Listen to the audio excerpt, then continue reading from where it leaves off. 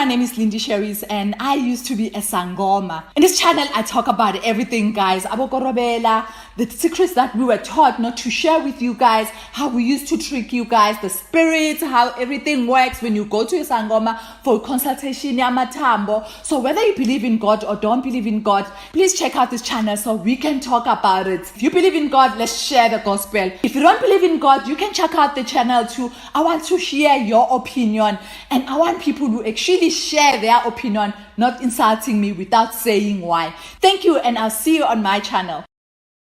Yeah, thank you so much for joining me on my channel. My name is Solomon Izangi Shams, and it's so good to have you guys here. I hope you're doing extremely well. How was your day? I hope you had a wonderful day. Thank you, Ru. Ru came here a long time ago. Came in here about 30 minutes before we actually came on live to say, yeah, it's back. Good to have you here. And also Cabo, good to have you here, Cabo Nina, all the way from Pretoria East in South Africa. Guys, let me know where you're watching from, and also, get engaged in the comment section. If you're watching on Facebook or you're watching on YouTube, please get engaged.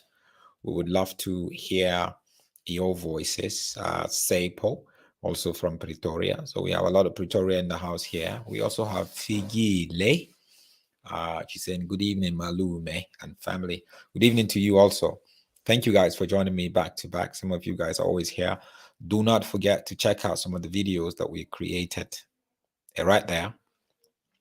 Please go check them out. I would really appreciate that. And also make sure you subscribe. That is very important. Make sure you subscribe. From the USA, we have Sylvia. Great to have you here. Rose from Nairobi, Kenya. Malaya, as usual, from Great Britain. Zakade, watching from Soshanguve, Pretoria, also watching on YouTube. Awesome to have you here. Andre, all the way from Cape Town. Daniel from Namibia. Awesome. And Francis from Houston, Texas. Saki. Saki here is from Mamelodi. A lot of Pitori people here today. And Francis, good to have you here. Miriam, always punctual. Good to have you here. TJ and also John and quite a lot of other people. So I just wanted to look at just, I see Miss Pretty B, also from Pinetown in Durban, South Africa. Wanted to just look at just a news that making the rounds, this week. We all know Kanye West, right? Who doesn't know Kanye West? Now, a few years ago, Kanye West experienced some sort of like a spiritual awakening. And when I say spiritual awakening, I don't mean one of these things that you begin to say, I believe in the universe is helping me and all that. No, we're not talking about the universe in this case. We're talking about the creator of the universe, God himself. And we know Kanye had very much, I always tell people, I think Kanye is that person that is always asking questions, about life, about purpose, about why we're here, about what's the meaning of life, and some of you guys might know, it seems like he has a bit of a mental issues, and is gifted, talented. It's one of those gifts that is just so strong, So a couple of years ago, he did an album called Donda. That's the name of his mother, his late mother. And in that album, there was a song that he sampled a sermon from a pastor, a bishop. He won a lot of awards with that album. A lot of accolades. That was his album, his first album that sounds very, very, it's like one of those, you could say it's like a Christian album, because there's just a lot of biblical content to it, right? So that was what is that 2000 or 2001. So now he's been sued by the same pastor, obviously, that he sampled part of his sermon on the song. Let's find out actually how it came about. So this is okay, this is it. So they said a Texas pastor is suing Kanye West in a federal court in the US, claiming the entertainer used part of his sermon on his latest album without his permission. So he used part of his sermon. So he took the sermon, he sampled the sermon, and actually put the sermon on. It wasn't like he took the sermon and turned it into a song, because obviously you did a sermon, I did a song. So can you really sue me for that? Right? So what the bishop's name is Bishop David Paul Morton of the Joy of the Lord Worship Center in Victoria. He filed a lawsuit against Kanye West, against Good Music. Good Music is Kanye West's record label, Def Jam Records, and Def Jam are affiliate records to him, and UMG, they're the ones that do the distribution and a whole lot of management or whatever. Alleging that a portion of his sermon is featured in the song Come to Life from West's Grammy-nominated 2021 album, Donda. And Donda, like I said, is the name of his late mother. Some of you guys are big fans of Kanye West. Have you listened to the album that is Donda? And have you listened to that song in particular, Come to Life, that is? Did you hear that part of the song that sampled another person's sort of like sermon? Let us know. I know a lot of you guys are big fan of Kanye West. I'm a big fan of Kanye West.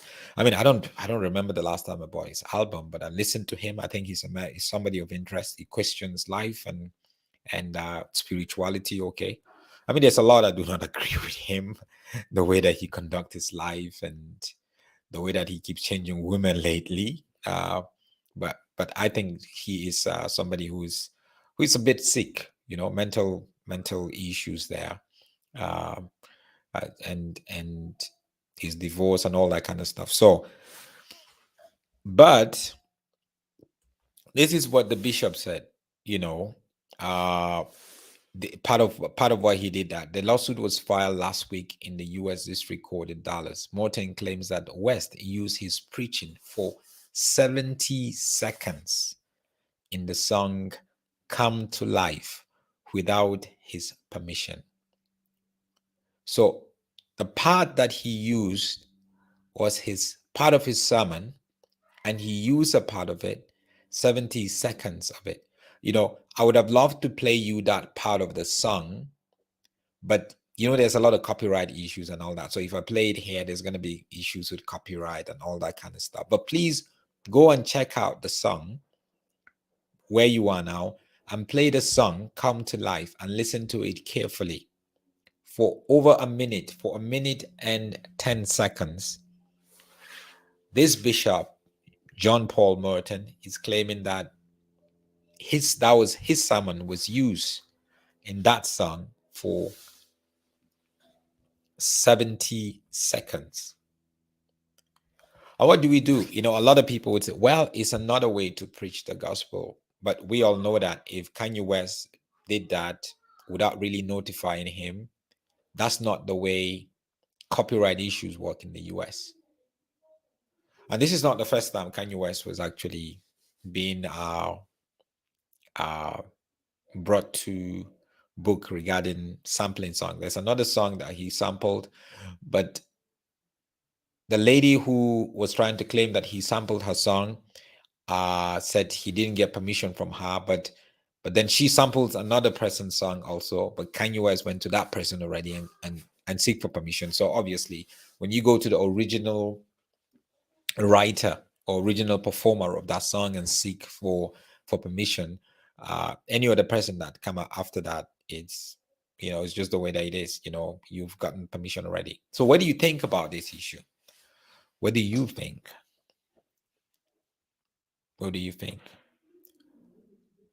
Because in Africa, you would see pastors, actually, somebody's telling me, pastors will go online and get somebody else's pastor's sermons and just replicate it and go there and preach it. And when you do that, you don't get a fresh revelation from God yourself. So in the arts and entertainment, especially in the arts, there are sort of like copyright laws that govern it, and we should be able to be familiar with it and to know it. And there are sermons, the pastors that will preach sermons, and they don't really mind if you use their content, as long as you use it in a moral way. They don't have a problem with that. They just put it out there. They just believe we're doing it for the gospel. As long as you're using it to continue to spread the gospel, I don't really mind. But in this case, they're using it and it's going to be monetized. And when you put it in a song, you're going to make money from that song, from streaming, from downloads, from album sales. And somehow, if you use part of his sermon, it's only going to be fair that you say, okay, you either get permission from the beginning and have an arrangement where you're going to split the royalty for that song. You know, you can work out a certain percentage, or you can pay out the person one chunk payment and get it over with. Right? Just a little bit of my own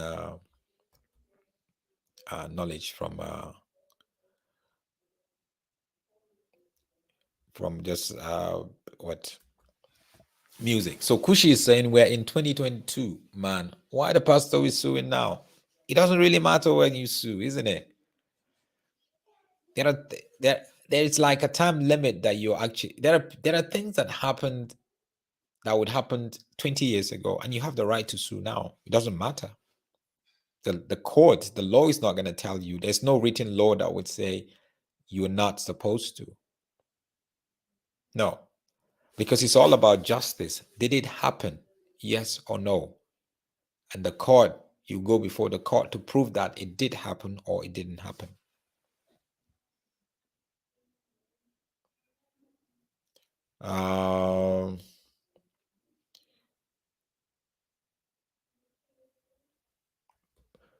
Mommy K, thank you so much. Good to have you here. Good to have you here. So, yeah, so when it comes to copyright issues, we're beginning to get a lot of lazy pastors that don't want to go and seek the face of God and hear God and be able to, to have a fresh sermon, fresh word, fresh fire. They download and copy and paste, that kind of thing. I mean, we all learn from each other. I know that. But we have to try to make sure that we continue to look for fresh fire. We copy and paste. Now you see charlatans and false prophets actually copying and pasting stuff from other ministers or bishops or apostles because they feel that they were successful.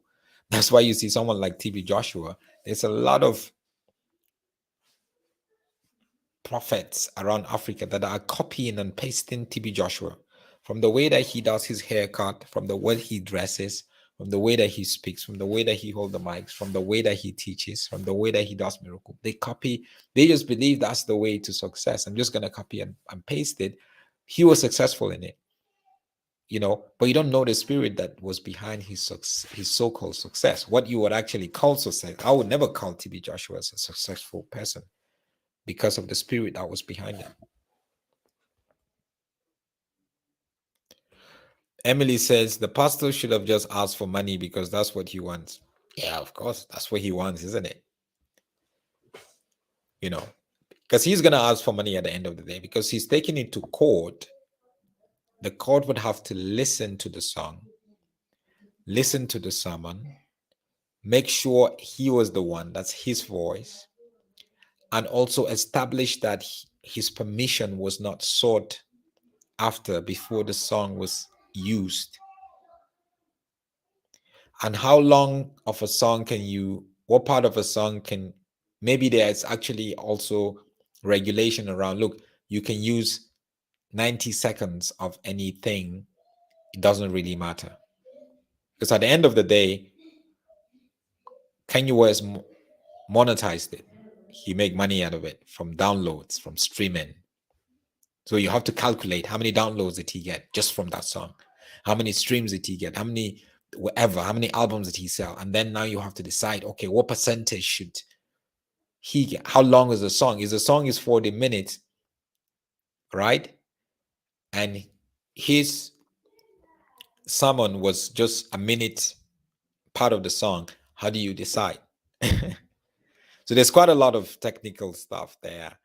Senior Clark, thank you so much from Dominica. Jen, who is in Maryland, Jamaica. Good to have you here. Jen says, American is all about suing. Yeah, they do that quite a lot, isn't it? Sometimes for us in Africa, we just say, no, let's just let it slide. Let it slide. Kushi said, let the gospel reach all the people. And Cabo says, in my opinion, the pastor is selling the sermon, meaning he's selling the word of God. There are different ways to look at it. And you see, when you're in America, I think in America, just like a lot of other nations, we have laws that actually contradicts biblical laws. And even us Christians, we follow the laws, the culture that contradicts biblical laws just because it's there and we think it's okay, right? So something to really think about and look at. Thank you guys so much for being here with me. Please make sure you subscribe. I'll see you again. God bless you.